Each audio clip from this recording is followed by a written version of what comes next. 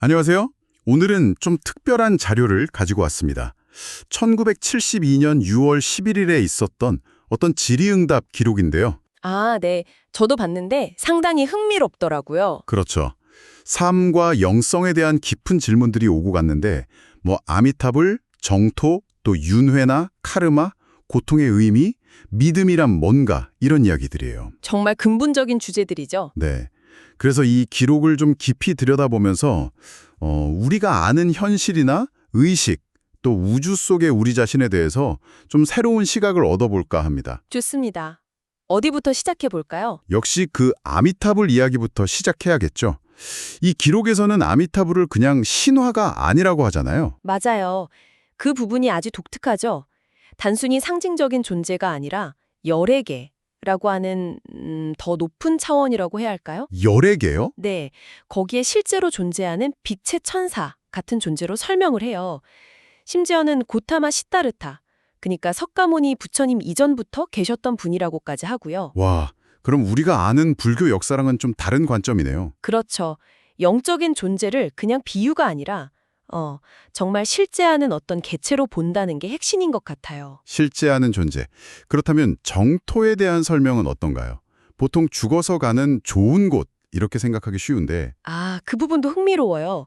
정토 역시 그냥 저 세상 어딘가에 있는 장소가 아니라는 거예요. 그럼 뭔가요? 마음이 완전히 조화롭게 된 상태, 깨달음의 상태죠. 이른바 즉신성불, 이 몸 그대로 부처가 되는 경지. 그걸 정토라고 본다는 거예요. 아, 연불만 외워서 가는 곳이 아니라 네. 그게 아니라 마음을 순수하게 하고 뭐랄까 집착을 버리는 그런 내면의 변화, 그게 진짜 중요하다는 거죠. 천국이나 극락 같은 게 밖에 있는 게 아니라 내 마음 안에서 이루어지는 상태다? 와, 이거 진짜 좀 다른 시각인데요? 그렇죠. 상당히 혁명적인 생각일 수 있어요. 내면의 상태가 중요하다. 그 관점에서 보니까 데자비 현상이나 타고난 재능 같은 거에 대한 설명도 좀 다르게 다가오더라고요. 이것도 그냥 우연이 아니라고 보는 거죠? 네, 맞습니다. 이 기록은 그런 현상들을 다 전생, 그러니까 과거생에 경험하고 카르마, 즉 업이죠. 업의 발현으로 봐요. 전생의 경험이요? 네. 사람은 본래 좀 선한 본성, 여기선 빛의 세계 출신 이렇게 표현하던데 그런 본성을 갖고 태어나지만 자아가 점점 커지면서 과거생에서부터 가져온 성향, 그 카르마가 드러난다는 거죠. 아하. 그래서 같은 부모 밑에 자란 형제자매도 성격이나 재능이 그렇게 다른 거군요. 그렇죠. 각자 영혼의 여정도 다르고 또 조상의 영향도 다르기 때문이라고 설명해요. 무의식적으로 자꾸 반복하는 행동이나 생각 패턴 같은 거 있잖아요. 네네, 있죠. 그런 것도 어쩌면 이 카르마의 영향일 수 있다는 시각인 거죠. 듣고 보니 정말 일리가 있네요. 혹시 내 삶에서 계속 반복되는 어떤 패턴이 있다면 아, 이게 혹시 그런 카르마랑 연결될 수도 있겠다 이런 생각을 해볼 수 있겠어요? 바로 그겁니다. 자신의 삶을 좀 더 깊이 이해하는 어떤 도구가 될 수 있는 거죠. 이 관점은 심지어 질병이나 정신적인 고통, 이런 어려운 문제들까지도 좀 연결이 돼요. 맞아요. 그 부분도 저 좀 인상 깊었어요. 병영균조차 신의 창조물이고 병에 걸리는 것 자체가 결국 우리 몸의 면역력이나 마음 상태랑 관련이 깊다. 네, 고통스러운 경험이 오히려 내 안을 들여다볼 기회가 된다는 거죠. 물론 받아들이기 쉽지는 않지만요. 그렇죠. 쉽지는 않죠. 어떻게 보면 되게 냉정하게 들릴 수도 있고요. 맞아요. 하지만 핵심은 문제의 원인이나 해결책을 자꾸 밖에서만 찾으려고 하지 말고 내면으로 좀 시선을 돌리게 한다는 데 있는 것 같아요. 아, 내면으로. 네.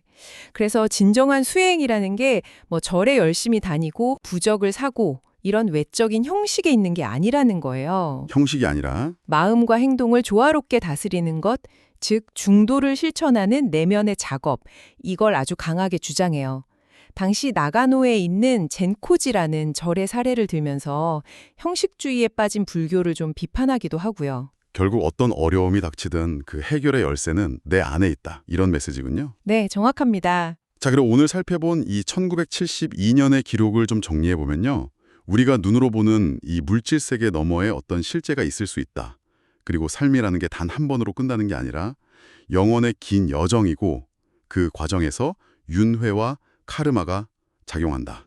그리고 그 모든 경험의 근본에는 결국 우리 내면의 상태가 가장 중요하다는 점. 네, 이 모든 걸 일관되게 강조하고 있는 것 같습니다. 그렇죠. 이 기록의 시각으로 본다면 어쩌면 지금 우리가 살고 있는 이 삶은 정말 셀 수 없이 많은 과거생들의 경험과 선택들이 쌓이고 쌓여서 만들어진 아주 특별한 한순간일지도 모르겠어요. 와, 그렇게 생각하니 정말 삶이 다르게 느껴지는데요. 그래서 마지막으로 이런 질문을 한번 던져보고 싶어요.